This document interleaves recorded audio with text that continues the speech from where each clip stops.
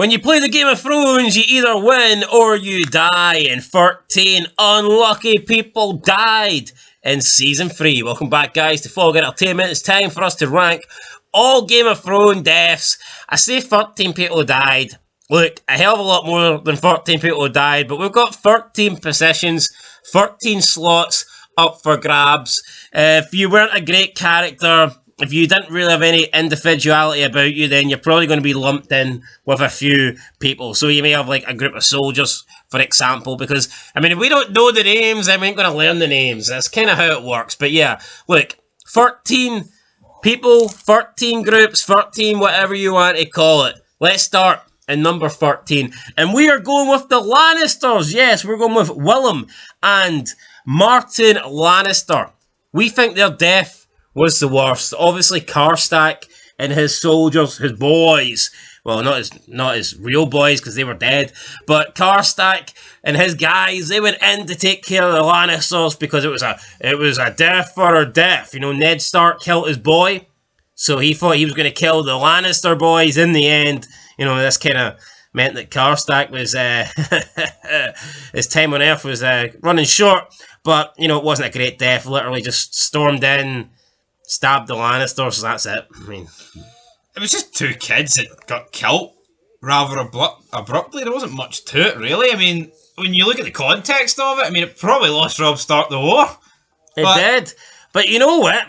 I think this isn't Robb Stark. This isn't a thing about Robb Stark and Karstark and did he make the right choice, wrong choice. But for me, Robb Stark should have forgave this. Yes, that maybe didn't have the honour. It may have lacked the honour that Ned would have approved of, but for me, I mean, come on. Obviously, Karstark was extremely loyal to Robb Stark, and he had just lost his son thanks to Catelyn, you know, and her basically trying to let Jaime Lannister go, and I think it was natural that he wanted revenge on the Lannisters. Plus, I mean, Robb's a bit naive. You're marching against the Lannisters. You're literally taking on the Lannisters who killed your father.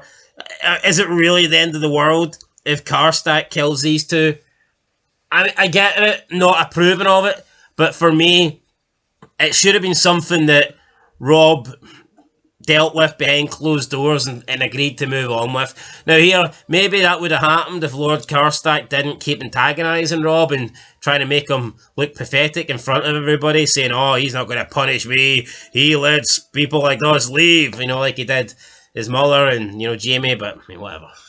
You know what, though, looking back on it all, it's like, you had to play dirty to beat the Lannisters, and Robb was wearing a clean pair of bloody underwear every game, you know what I mean? I think that Lord Karstark would have got away with this killing if he didn't keep antagonising. Maybe. The fact that, you know, Robb was weak and he wasn't going to do anything about it. He almost forced Robb's hand. He did, but we'll get to Robb, we'll get to Lord Karstark later on, but for the Lannister cousins, or second or third cousins, whatever they were, yeah, they're last on the list, really. Right, yep, 12th place we've got Graysan Mo Ula. Don't know if I pronounced that correctly, don't really care. I mean, he was the guy that was basically just calling Daenerys a slut and a whore, and he was saying it in all his little, you know, language. I don't know if it was Dothraki or some other made-up language, but either way, he sold her the Unsullied, and in the end, the dragons breathed a wee bit of fire in his direction, and that was all it took for him to turn into some crispy, some crispy bacon, and that was pretty much all it wrote for him.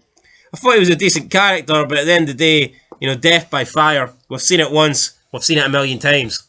Some people like the dragon kills. For me, once you've seen one, you've seen them all, haven't you? It's just someone getting burnt. And some people could argue, well, oh, someone getting stabbed and shot, it's the same shit. I feel like there's a range. To be fair, someone might just get their arm burnt, someone might just get their leg burnt, someone might get like half their face burnt, but we're yet to see that. I mean, this is simply some guy just getting burnt, but people love this. There's people out there that fucking fantasize over these dragons. I'm not one of them, so for me it doesn't do anything. Number 11, we've got the Bolton soldiers. Now, obviously, Ramsay Bolton kind of kills these guys himself. Did he just wipe out his own men so that he could try and trick Theon into believing that he was trying to help him? It looks that way. I'm surprised Roose Bolton likes this bastard son. Maybe. He's a fucking tosspot. Does he like him? Like, you kind of put him over. Oh, oh, what's that guy? Frey. Oh, Walter, this my son. He's got his own way of dealing with things. He's brilliant. Well, I don't think he's that fucking good, is he? Either way, the Bolton soldiers kind of just died so that Ramsay could pretend a little bit longer that he was trying to help Theon. Seems like a shite way to die, and a shite reason to die, but they did die nonetheless, and that's why they're so far down our list. Coming in at number 10, we've got Orell, killed by Jon Snow. Oh well. Wee bit of beef in there. Orell and Jon Snow. Orell never trusted Jon from the beginning, and I mean, he was right to do so, I guess, and maybe if the rest of the wildlings listened to Orell, most of them wouldn't have died. But yeah, Jon Snow takes down Orell. I mean, he may have been able to see ravens, but the last thing he seen was a snow taking him down. Aye, yeah, I like Snow, but I like Jon Snow, but Orell, he's just, I can see through Crow's eyes. Fucking do something about it. Don't batter Jon all season, bully him, and then get your ass handed to you at the end. Enough in fucking character, really. Yeah, enough in character that is in 10th place. Moving into 9, we have the White Walker. I mean, I feel like this should be kind of higher because it's the first White Walker that we see die on screen, really, via the hands of from a person. But at the end of the day, it was Samuel Tarly that killed it, for fuck's sake. Yeah. It's not like Ned Put it Stark. this way, right? See whoever's first on this list, no spoiler. If Samuel Tarly killed him, I don't think they would be number 1. I thought it was underwhelming, man. We always hear about how the White Walkers, this massive threat, and then Samuel Tarly kills one. Now, people will say it's character development, but he's still a fucking shitebag at the end of the day. And, I mean, I just don't like this. It's for me, it's not... It doesn't do anything for me. Don't like him. He is a shite bag. I honestly see it this entire show. I can't get someone worse to kill the White Walker first.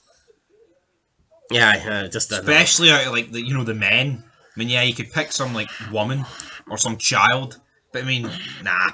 Lowest of the low, my friends. Right, number 8, we've got Josie Frey. We've got Walder Frey's wife. Let my son go, or I will kill your wife. I've got about 10 million of them. 10 million wives. Younger ones as well. I mean, fucking big pedo bastard. Anyway, aye. Joycey got her throat slit by Caitlin. Not the first person. She's coming in at number 8.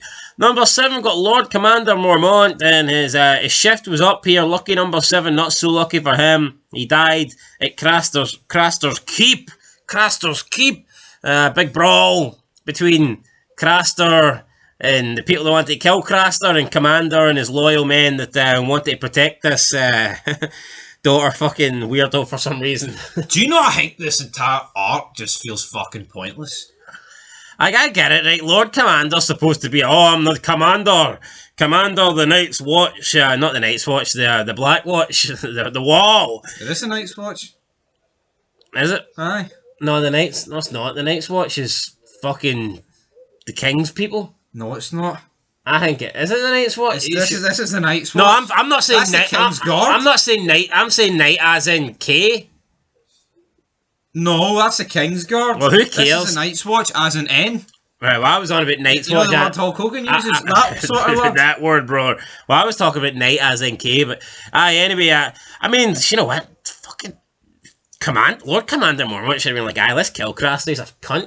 If he could fire Jax Teller across a table, I'm sure he could have fired Craster across the table. But I mean, he kind of gets taken out there, stabbed in the back by some loser, and he kind of just dies. You know, weird way to go. No big send off. Just, I mean, he gets stabbed and dies off screen. That's what it is. I like them, but yeah.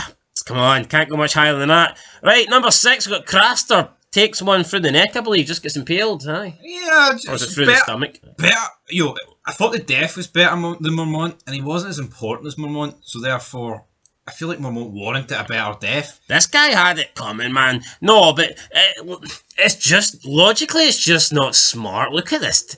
Like, you can say eyes. No men guarding him. Well, that's it. I mean, yeah, he gives up all the male births. He gives them to the White Walkers, but, like, what is...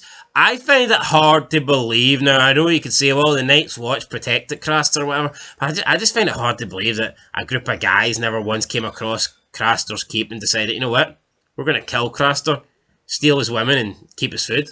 Yeah. Like, unless he had fucking the White Walkers on standby. Oh yeah, he apparently did a wee deal with them, so I don't know if that was. But you know, I'm just not buying it, man. That we never got some random group, you know, that just managed to cross paths here. And also the fact his daughters just wouldn't get rid of him. Yeah, it's like, why wouldn't all the daughters just team up? I get, they're being kept sheltered and they have food. And also, but if we get rid of him, then what about the White Walker deal? The White Walkers might kill all of them. But is that maybe prove that back then, like, that wasn't a big deal? I mean, you think of it, you think new and you think it's disgusting. Did they maybe think, oh, here, we let our dad fucking have sex with us, but at the end of the day, he keeps us stocked with food and protects us? Still fucking weird anytime. I think Ned Stark's doing this. I mean, no, but he thinks it's weird, so I'll think it's no, weird. But they must have felt it was worth the trade, because I'm pretty sure collectively, as a group, they could have, overpowered Craster and... No? Maybe they never thought of it. They are all a bit fucking simple. I know, but it's hardly it's hardly this unthinkable game plan, is it? Here, there's dozens of us and one of him. Why don't we team up on him? You know, it's not really...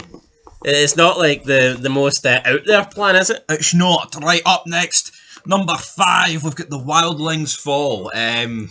They all fell off the wall. I mean, I like this episode. I like this scene. It would have been better if some of them had names, or we were...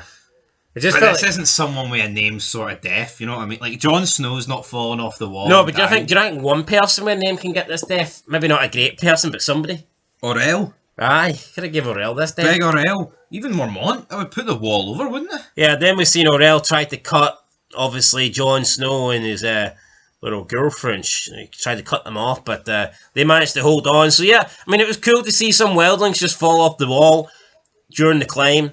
I mean, it was none of the Wildlings that we knew or cared about. That's if we cared about any of them. But yeah, it was just cool visually to see a bunch of people fall anyway. So we'll put that in at 5th place. 4th place, we're going to go with Lord Karstach. I don't really agree with Robb killing this guy. I think it truly did lose Robb the war.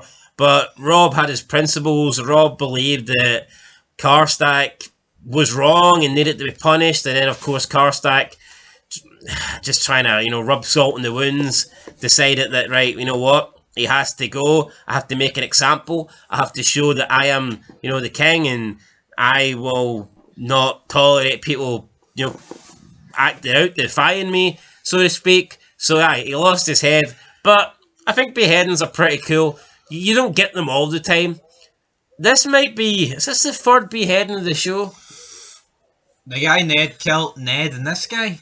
Every beheading has involved a Stark. Karstark? No, but either a Stark's been doing it or a Stark's been beheaded. Is Karstark, is it some relation to the Stark, or is it just simply... You'd have to assume so, wouldn't you? It's possibly. Too much of a coincidence. Aye. If they wanted no relation, then you could have just picked a different name. Aye. Why would you have Stark in the name? Right, anyway, into our podium spots. Let's go into the podium. Yeah, Let's go into the Red Wedding. These 3 deaths are a wee bit similar. I say they're a wee bit similar. They all pretty much happened in the same scene. But, I mean, I guess you could argue that they had... I mean, should we just go through field them at the same time? Let's go through... No, we'll go through Robb first. Right, Robb. We're putting Robb in at number 3. I mean, he obviously took a couple of short daggers there, and he fell to his knees, and they kind of, drawn it out a wee bit, didn't they? Yeah. I mean, obviously this is plot purposes, right? Robb just can't get hit with a bow and die an arrow instantly to the coupon, right? He needs to have a few. Roose Bolton gets the final one. But for me, it was almost like too dramatised to a degree, but then I understand why they did it, and then also it's like they made him look a bit weak in front of his mum. Like, I get it, he's 17, 18, but the whole mother, and then he just gets... The Lannisters send their regards. Big dagger through the heart. Robb Stark hits the ground, man. Well, I also have Catelyn begging, saying, "Oh, take me, let him go. I'll take his place." I mean, Catelyn must have knew at that point. None of them were walking it. I mean, obviously the impact that Robb's death had is big, and his wife getting killed before him literally was massive as well. That was the big reveal. But could this have benefited more if Robb got killed first out the blue? Or was it the correct way of doing it? No, I think they did it correct. Yeah, it's up for debate, but I don't think this. I don't think this. Yeah, as great as I thought it was, check out the review, check out the theories from it. I don't agree with how they did the Starks. I feel like they look weak. Nah, the Starks need. I mean, the only guy that can really offend them is Jon Snow. He's not even a Stark. No, He might say, "Nah, Caitlyn treated me like shit. I don't want to offend her." Anyway, we've got Rob coming number 3. Number 2, we've got Talisa.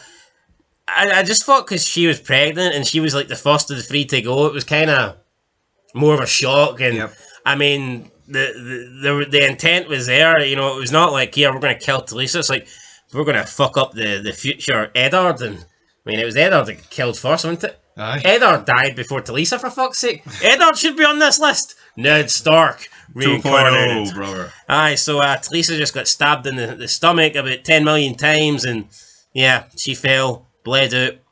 Nothing Rob could do, nothing anybody could do.